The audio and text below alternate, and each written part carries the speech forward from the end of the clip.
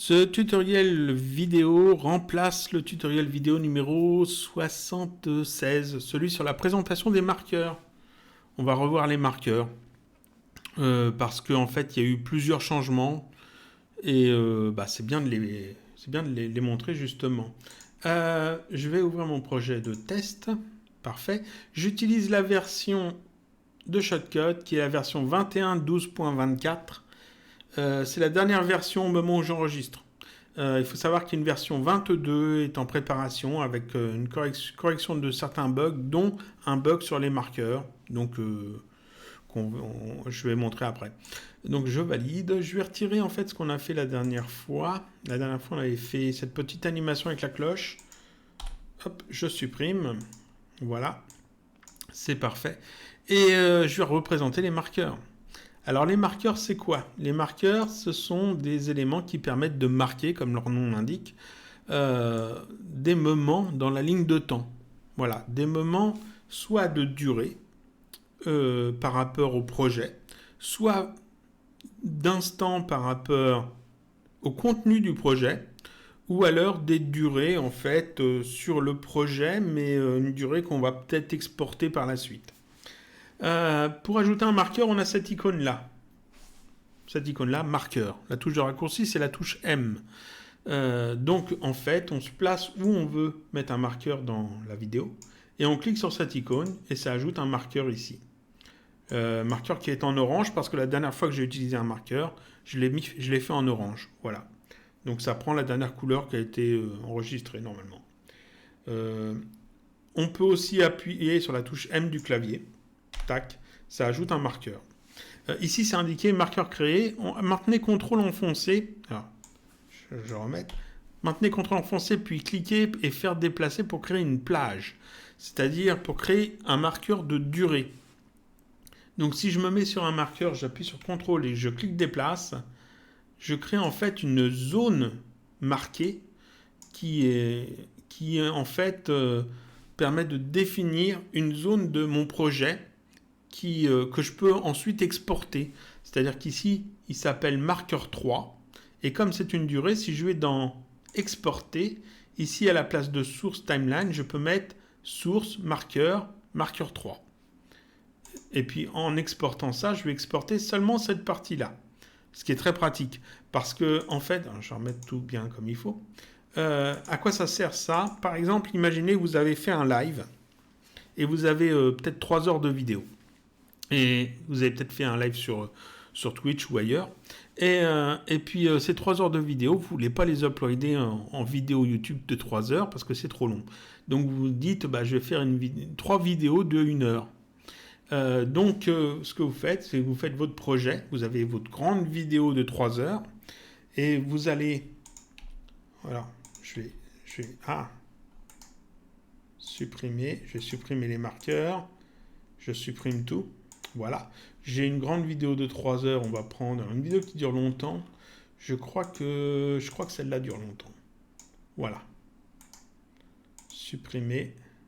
Tac. J'ai une vidéo qui dure un petit peu plus longtemps que les autres. Donc, imaginons que j'ai une grande vidéo de 3 heures.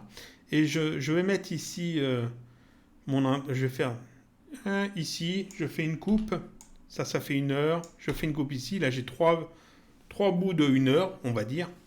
C'est un exemple, c'est pas le cas, mais ici je vais mettre mon intro, ici je remets mon intro, ici je remets mon intro entre les vidéos. Je mets la sortie aussi entre les vidéos, je fais mon étalonnage et tout, et puis ensuite, c'est simple, je fais un marqueur que je mets tout au début, et je vais l'étirer jusque là, tac. Puis ici je vais mettre un marqueur que je vais mettre là, et que je vais étirer jusque là. Et puis ensuite, ici, je vais mettre un marqueur que je vais mettre là et que je vais l'étirer jusque là. Tac. Et donc là, je peux aller dans exporter. Je peux faire marqueur 1, exporter ma vidéo. Donc je vais exporter que cette partie-là. Ensuite, ici, je fais marqueur 2, je vais exporter le fichier et je vais exporter que cette partie-là. Et ensuite, je fais marqueur 3, exporter, je vais exporter que cette partie-là. Et en faisant ça, en fait, je travaille que sur une seule vidéo qui fait 3 heures, mais seulement je vais exporter 3 fichiers d'1 heure. Ça peut être pratique. Voilà. Donc là, en fait, j'ai des marqueurs de durée. On peut les sélectionner puis les supprimer en faisant un clic droit, supprimer. Il y a une touche de raccourci, c'est CTRL majuscule clic, majuscule M. Donc CTRL majuscule M, ça permet d'effacer le marqueur qui est sélectionné. Dans la vidéo précédente sur les marqueurs, ça buguait énormément. Maintenant, ça a été corrigé. CTRL majuscule M, ça efface effectivement le marqueur qui est sélectionné. Donc c'est un bug qui n'existe plus, ça a été corrigé. Donc je peux mettre des marqueurs où je veux avec la touche M, voilà. Je peux cliquer avec le bouton droit de la souris sur un marqueur pour obtenir ce petit menu déroulant. Ici, on a édité. La touche de raccourci, c'est M, ça permet d'éditer un marqueur. Donc, si je clique dessus, ça me permet de changer le nom du marqueur, de changer la couleur du marqueur, de changer son début, donc là où il est placé très précisément. La durée, en fait, ici, ça dépend du début et de la fin. Donc ici, on peut indiquer la fin du marqueur aussi. Donc dans ce cas-là, il a une durée différente. Et puis, la touche de raccourci de ça, c'est M. Et M, c'est aussi la touche de raccourci pour ajouter un marqueur. Donc, en fait, quand on ajoute un marqueur, si j'appuie 2 fois sur M, une fois pour l'ajouter, une fois pour l'éditer, j'obtiens directement cette boîte de dialogue, ce qui est très pratique. Donc, 2 fois M permet d'aller plus vite. Si je fais un clic droit sur un marqueur, j'ai donc édité, j'ai supprimé. J'ai aussi Choose Color. Ça sera sans doute traduit en français. La traduction française vient toujours un peu après la mise à jour. Donc ça permet en fait de choisir la couleur du marqueur sans passer par éditer. Ça passe directement par le sélecteur de couleurs. Voilà. J'ai aussi ici Choose Recent Color. Ça permet de choisir en fonction des couleurs qu'on a utilisées récemment pour les marqueurs. Pour l'instant, j'ai utilisé ces couleurs-là. Voilà. Je peux donc utiliser ces couleurs-là. Si je le veux en jaune, je le mets en jaune. Parfait. Et puis là, le dernier bouton, c'est annuler. Ça sert absolument à rien. Ça sert juste à cacher en fait le truc. Là, mais bon, si on clique dans le vide, ça revient au même. Ensuite, donc on a vu cette icône-là, et la touche M, et le menu déroulant qu'on a ici. Il y a une autre icône qui a été ajoutée, c'est celle-ci. Ripple Timeline Marker with Edit. À quoi elle sert cette icône? Alors, on va voir ça tout de suite. Je vais retirer les marqueurs pour que ça soit plus clair. Voilà. Voilà. Je vais retirer la vidéo. On va en prendre une autre. Je vais prendre cette vidéo-là. Celle de la coccinelle. Elle est très bien. Voilà. Tac. Tac. Je vais me placer un marqueur au moment où la coccinelle a la tête pile entre ces deux feuilles. Là, à ce moment-là, très précis, la coccinelle a placé sa tête entre ces deux feuilles-là. Donc c'est pile à ce moment-là, j'appuie sur M, ça place un marqueur. Il est en jaune parce que la dernière fois que j'ai mis une couleur, je l'ai mis en jaune. Donc là, j'ai mis un marqueur et je sais que ici, c'est le moment où la coccinelle a sa tête à cet endroit-là. Je travaille en fait ma vidéo. Là, je sais que je voudrais mettre un moment, peut-être une bulle ou un texte, quelque chose. Je travaille ma vidéo et là, au début, il y a un truc qui ne me plaît pas. Donc, je vais faire une coupe là, je fais une coupe là. Ce bout-là, je le retire. Puis là, je vais supprimer ça. Tac. Ça a décalé ma vidéo. Et là, le marqueur n'est plus au même endroit. C'est-à-dire que là, quand je sélectionne le marqueur, la tête de la coccinelle n'est pas entre les deux feuilles. Donc, le marqueur ne m'a servi à rien en faisant ça. Donc, je reviens en arrière. Voilà. Et si je clique sur cette icône-là, tac, qu'est-ce que ça fait? Ça dit à Shotcut, les marqueurs que je place doivent être reliés au contenu de la ligne de temps. Ils ne sont pas reliés seulement à la durée de la ligne de temps, mais ils sont reliés au contenu de la ligne de temps. Donc si ça c'est activé, quand je retire cette partie-là et que je supprime l'espace vide ici, ça s'est décalé vers la gauche, mais le marqueur également. Et donc, si je sélectionne le marqueur, il est toujours au bon endroit, au moment où la coccinelle a la tête entre les deux feuilles. Donc, cette icône-là permet en fait de lier les marqueurs avec le contenu de la ligne de temps. Et si je décoche ça, les marqueurs ne sont pas liés au contenu, mais liés à la durée du projet.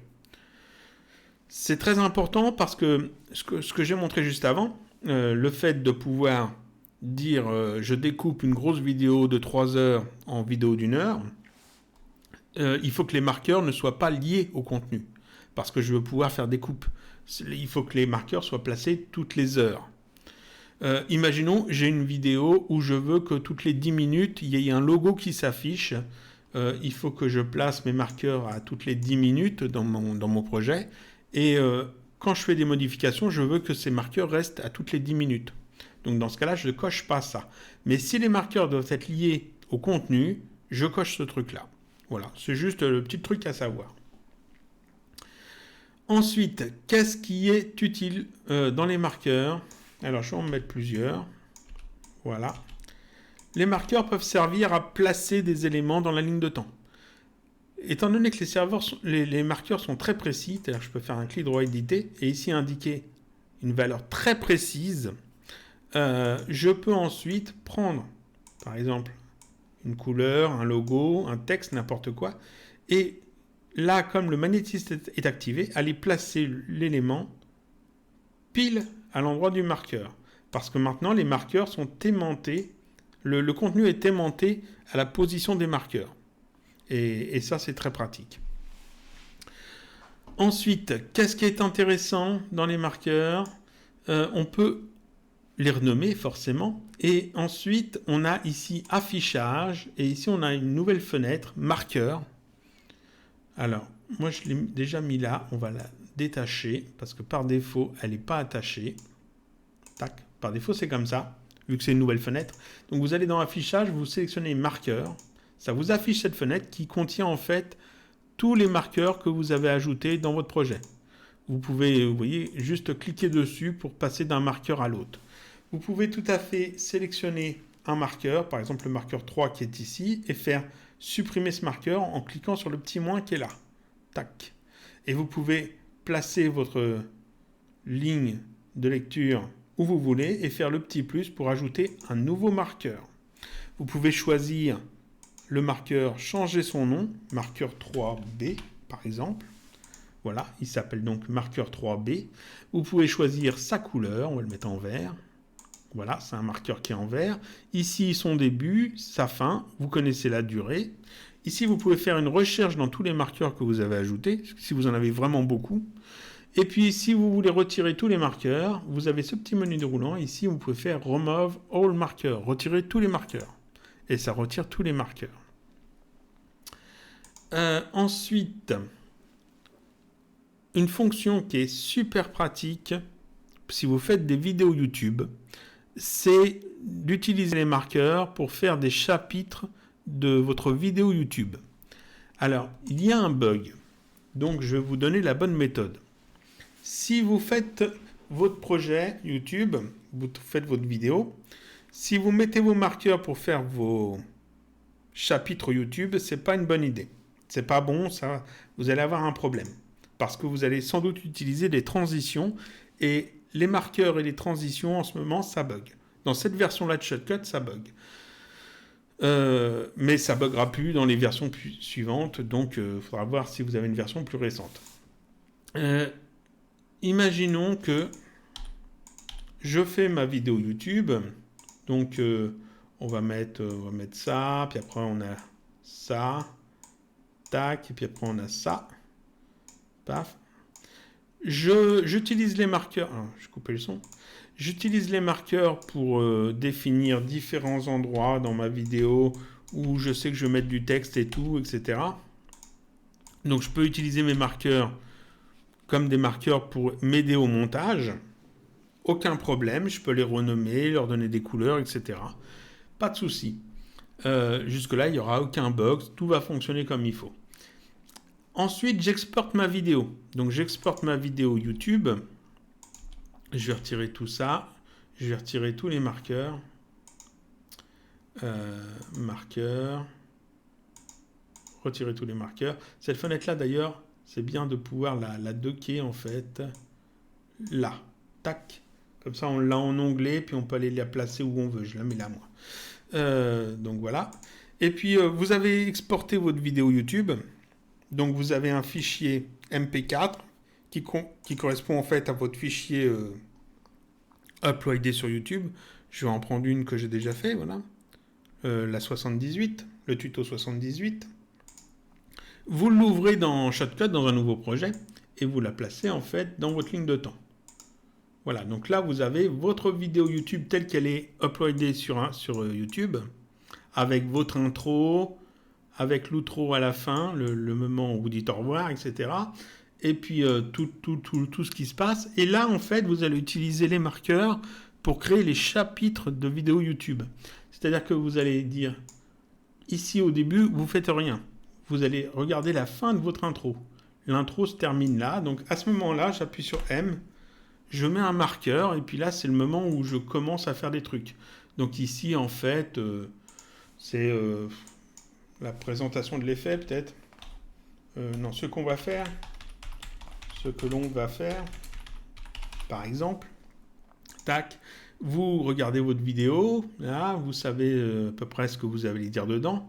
Là, le moment où j'importe les médias, par exemple, donc ici, je fais, hop, un nouveau marqueur, ça va être, on importe les images, voilà, tac, j'avance un peu. Là, ensuite, qu'est-ce qu'on faisait dans cette vidéo-là? Là, on crée une couleur, donc M encore, voilà. On crée une couleur, voilà, on va plus loin.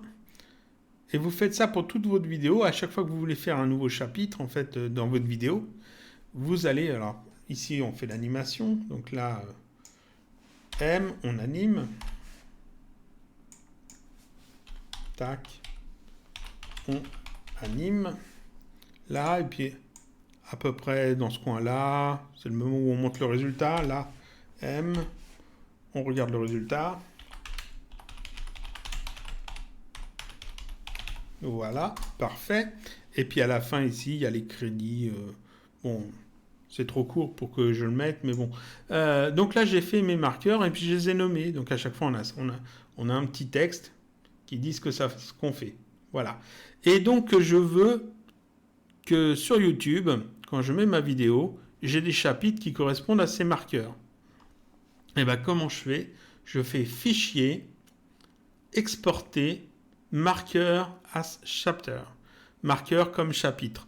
Ça sera sans doute traduit, là encore, dans les prochaines versions. Je clique là-dessus. Il me demande d'enregistrer un fichier TXT, donc je vais l'appeler chapitre YouTube. Je pourrais juste mettre le nom de la vidéo en fait. Voilà, j'enregistre. Et quand je vais aller ouvrir ce fichier, alors, voilà mon dossier de projet. Ici, chapitre YouTube, je double-clique dessus. Ça m'ouvre ça. Et là, j'ai en fait les durées des chapitres avec le texte qui correspond. Et ça, je peux le sélectionner, faire CTRL-C pour copier. Je vais dans la description de ma vidéo mise en ligne et je fais CTRL-V pour coller dedans. Et ça va créer automatiquement, YouTube va créer automatiquement les chapitres. Pour voir à quoi ça ressemble, je peux vous montrer l'exemple sur un tutoriel Blender de la chaîne Micol. Alors, on va essayer de trouver là, c'est parfait. Je vais mettre pause, mettre ça en plus petit. Là, une chaîne qui est très bien sur Blender. Si vous voulez apprendre du Blender, il faut aller voir cette chaîne.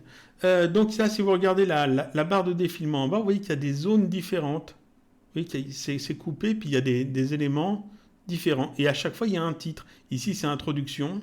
Après, ici, c'est rappel sur le follow pass. Ici, c'est marqué setup des vues 3D. Ici, mise en place du track to. Et tout ça, comment c'est fait? C'est fait parce que dans la description, ici, il y a cette partie-là qui est ajoutée. Et cette partie-là, c'est ce que Shotcut nous a créé ici. Donc ce texte-là, vous avez juste à le copier-coller dans la description de votre vidéo et vous aurez les chapitres comme ça en fonction de ce que vous avez écrit ici et des durées que vous avez faites. Donc ça, les marqueurs, ça peut servir à ça et ça, c'est vraiment très pratique. Voilà, ça c'était à peu près tout ce qu'il y avait à dire sur les marqueurs. Si je relis un petit peu la news en fait sur cette version de Shotcut, sur les marqueurs. En fait, le panneau ici qui a été ajouté, le panneau marqueur là, qui est un nouveau panneau avec le truc de rechercher, etc. La possibilité d'éditer les marqueurs plus facilement et de sauter d'un marqueur à l'autre plus facilement. Ça, c'était ajouté. Le fait d'exporter comme ça, alors il faut le faire de la façon que je vous l'ai dit, hein, c'est-à-dire que vous exportez votre vidéo et vous chargez votre vidéo ici, la vidéo finie. Parce que si vous le faites sur votre projet, le problème c'est que les marqueurs et les transitions sont en conflit. C'est-à-dire que quand vous utilisez ici des transitions dans votre projet et que vous faites exporter les marqueurs, si les marqueurs sont sur les transitions, ça passe pas. Ça passe pas, c'est-à-dire que quand vous arrivez sur ce texte-là, des fois il manque des lignes. Donc il vaut mieux le faire sur une vidéo qui n'a pas de transition. Voilà. Ça sera corrigé, hein, c'est pas un problème. Ensuite, le fait de supprimer les marqueurs avec la touche de raccourci, CTRL majuscule M, tac, ça a été corrigé, ça fonctionne bien. Le fait de sémenter, d'avoir un élément comme ça, tac, qui sémente, alors, je vais montrer ça bien, voilà, d'avoir un élément qui sémente au marqueur, tac, ça c'est une nouveauté aussi, c'était pas présent dans les marqueurs avant, maintenant ça permet d'aimanter, c'est bien plus pratique. Et cette icône là, qui permet de lier les marqueurs au contenu de la ligne de temps ou à la durée du projet, c'est un ajout aussi et c'est bien pratique. Qu'est-ce qu'il y a eu d'autre d'ajouté si je regarde? Le reste c'est surtout des corrections de bugs. Donc il n'y a rien de trop... Il n'y a rien à dire. Ah oui, quand vous faites vos chapitres YouTube, inutile de mettre un marqueur ici tout au début parce que si vous avez remarqué, tac, 00 intro, c'est ajouté automatiquement. Vous voyez, j'ai pas mis de marqueur là à 00, c'est ajouté automatiquement parce que c'est convention YouTube, c'est comme ça. Donc pas besoin de mettre de truc ici à 00. Et le premier marqueur que vous mettez doit être à plus de 1 seconde du début. Voilà. Vous allez avoir plus qu'une frame en fait. Donc plus d'1 seconde, vous êtes tranquille. Étant donné qu'une intro dure à peu près 10 secondes. Voilà. Ensuite, qu'est-ce qu'il y a d'autre à dire? Correction de bug. Les ajouts en fait qui ont été faits sont sur d'autres filtres après. Donc c'est des choses que je montrerai dans d'autres vidéos. Et puis il y a eu plein de corrections de bugs qui ont été faits sur plein de filtres ou de paramètres, mais ça c'est pas forcément lié au marqueur, donc j'en parle pas dans cette vidéo là. Voilà, donc on a à peu près tout dit sur les marqueurs. Je vous dis à la prochaine vidéo sur Shotcut pour un autre sujet.